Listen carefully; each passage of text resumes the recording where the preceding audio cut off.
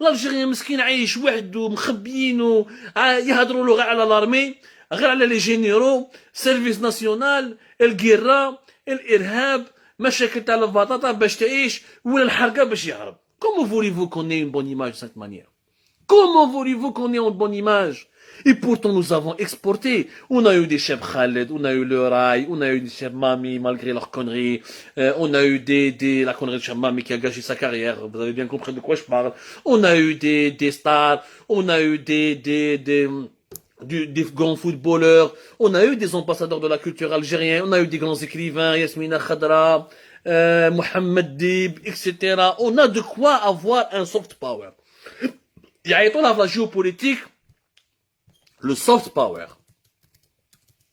C'est-à-dire, le soft power, c'est comment avoir de la culture. Comment tu peux, comment un pays est le soft power, c'est la manière douce, la traduction exacte. C'est un professeur américain, Joseph Ney, qui a inventé ce terme, ce concept, le soft power. Il dit comment un pays, sans armée, sans armes nucléaires, sans une richesse économique extraordinaire, il arrive à exister dans le monde et être influent. Grâce quoi? Grâce à le soft power, le pouvoir de convaincre, grâce à sa culture, grâce à son histoire, grâce à la musique, grâce à son tourisme, grâce à sa manière de vie.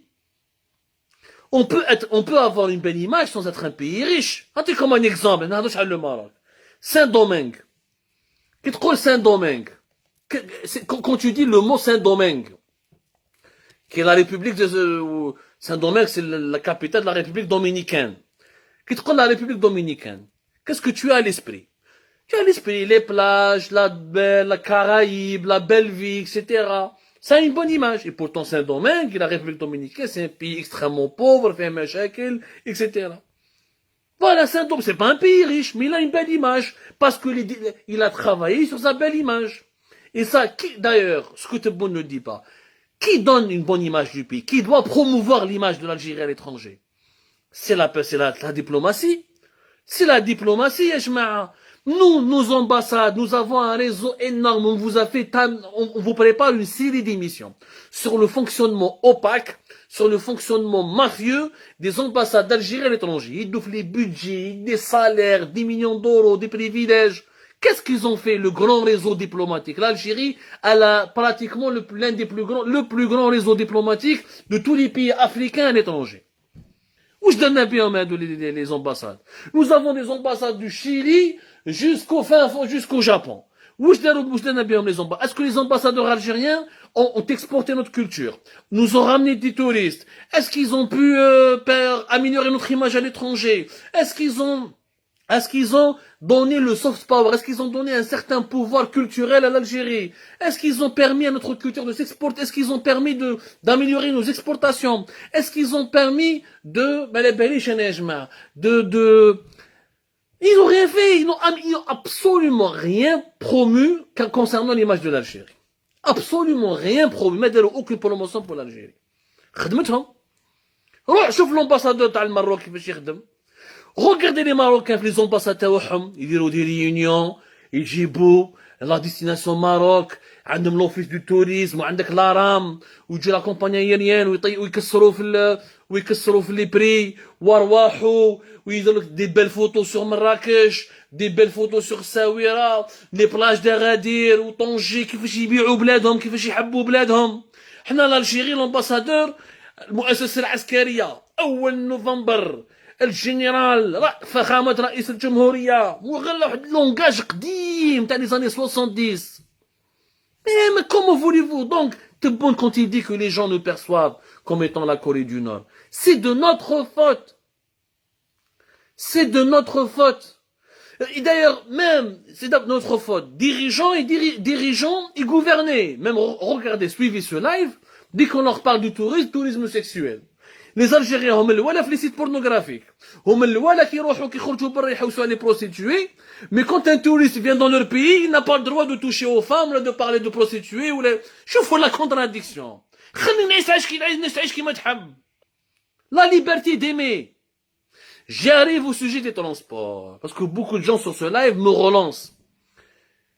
Comment veux-tu avoir une belle image avec un prix de billet de 1000 euros?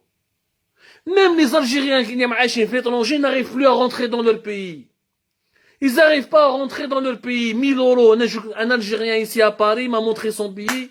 1100 euros. باش يروح يشوف باباه ويماه يسحقوها. يا جماعة 1100 euros يا حبيبي تربطوا لا لا لا لا نروح الهواي ونعاود نولي. Regardez comment le Maroc, regardez la différence des pays entre le Maroc et l'Algérie. Regardez la différence entre l'Algérie et l'Aram. Tous les pays touristiques, mais c'est que le Maroc, tous les pays qui sont ouverts. À nos pays ouverts, c'est quoi? C'est un pays qui est prêt à accueillir les étrangers, qui est prêt à leur faciliter leur installation, qui a libéralisé les transports. C'est un pays qui est aussi accessible. C'est un pays ouvert. Un pays ouvert, c'est un pays accessible. Qui te bonne que nous sommes un pays très ouvert. انت راح demander le visa. D'ailleurs le visa algérien compliqué. يشكوا فيك enquête. انت معاه من تخدم وشكون هذه الاولى. ولي بي ما كاش. T'es pas un pays accessible. On n'est pas un pays accessible يا جماعه. تروح باش اذا لو توريست يخلص 1100 اورو باش يجيك يشوف الجيري هبل هذا. يقول لك انا 1100 اورو ندوز طايتي ما نكملها في بالي وما نجي داخل الاندونيزي ونجي رايح. ويبقاو له شويه دراهم. Tellement c'est cher. C'est très très cher. C'est un pays qui est inaccessible. On ne peut pas développer un pays ouvert, ni garantir l'ouverture du pays à ce rythme-là. Il faut casser le monopole de l'Algérie. Il faut trouver des solutions. Les Algériens de l'étranger, même chez Dokhlo, des Algériens de l'étranger, ils préfèrent aller en Espagne, ou là, à la limite, en Égypte, ou les Algériens qui ont des vacances au Maroc, ou ils trouvent le Dzaïr. C'est une vérité. C'est une vérité. Je te fais un moment, c'est une vérité. Le pays, il est cher et inaccessible. Les hôtels dignes de ce nom, Marrakech. Les clubs, شفنا هنايا les scandales des hôtels algériens. Rappelez-vous de 2020.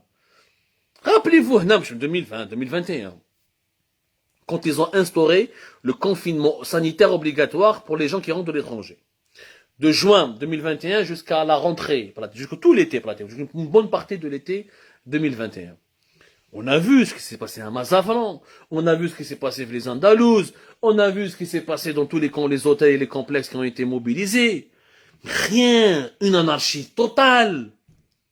Une anarchie totale. Des hôtels mal gérés, sales, manque d'hygiène.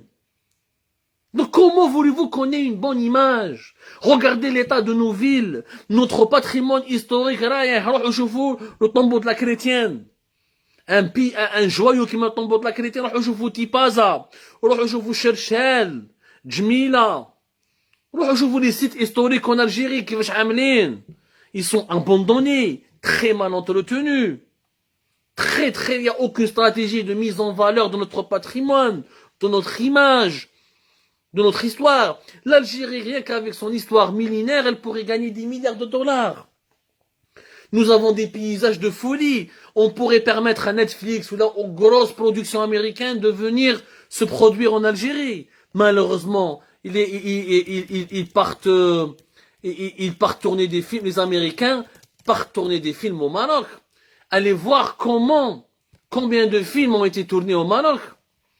Allez voir combien les grands réalisateurs américains qui sont passés. Le Maroc, il est classé parmi les 10 meilleurs lieux de tournage au monde. C'est pas moi qui le dis. C'est-à-dire, c'est des grands médias qui The Guardian, il a classé le Maroc parmi les 10 meilleurs lieux de tournage au monde. Et pourtant, nous avons autant de belles natures, si ce n'est plus de sites historiques. On a la neige, on a les Phéniciens, on a les sites romains, on a les sites byzantins, ottomans, عندنا الصحراء, عندنا الجبل, عندنا les hauts plateaux. On peut faire beaucoup mieux que le Maroc. On peut faire nettement mieux. Mais il faut qu'on soit bien gouverné. Pas nécessairement une grande démocratie à la suédoise, ou à la française, ou à la suisse. Mais il faut qu'on soit bien gouverné. Il faut qu'on soit réellement un pays ouvert. Il faut qu'on soit réellement un pays ouvert. Nous ne sommes pas un pays ouvert parce que nous n'avons jamais voulu le devenir. Parce que les dirigeants algériens n'ont jamais voulu nous laisser devenir un pays ouvert. Ils nous ont jamais laissé. Quand tu as des grosses productions américaines, ils tournent au Maroc. Ils réalisent les stars du cinéma américain, ils sont à Marrakech, dans des hôtels. C'est une magnifique publicité pour ton pays. C'est normal que les Américains veulent visiter le Maroc. حنا واش عندنا فيلم؟ ما عندنا حتى فيلم. حنا بور ان الجيريان بور تورني ان فيلم دون سون بروبر بيي ما يخليوهاش. يروح يجيب له درون، بابا تاع ان اسبيون وراك تشوف وراك تصور في لارمي، دي كومبليكاسيون اكستراوردينير. Moi, je remercie Abdelmajid Tebboune d'avoir brisé le tabou. Au moins, il a brisé le tabou. Les gens nous regardent comme la Corée. Il reconnaît, enfin, officiellement, que l'Algérie et la Corée du Nord est perçue comme la Corée du Nord. Mais il se trompe sur les causes. Il ne fait pas le bon diagnostic. Il ment totalement lorsqu'il dit que nous sommes un pays ouvert. Nous ne sommes pas un pays ouvert. Nous sommes un pays qui n'a jamais été ouvert. Et pour qu'on puisse devenir un pays ouvert, il faut qu'on change le mode de gouvernance du pays. Et le premier responsable de cette mauvaise perception, ce sont les Algériens eux-mêmes. Les Algériens sont les responsables du malheur de l'Algérie.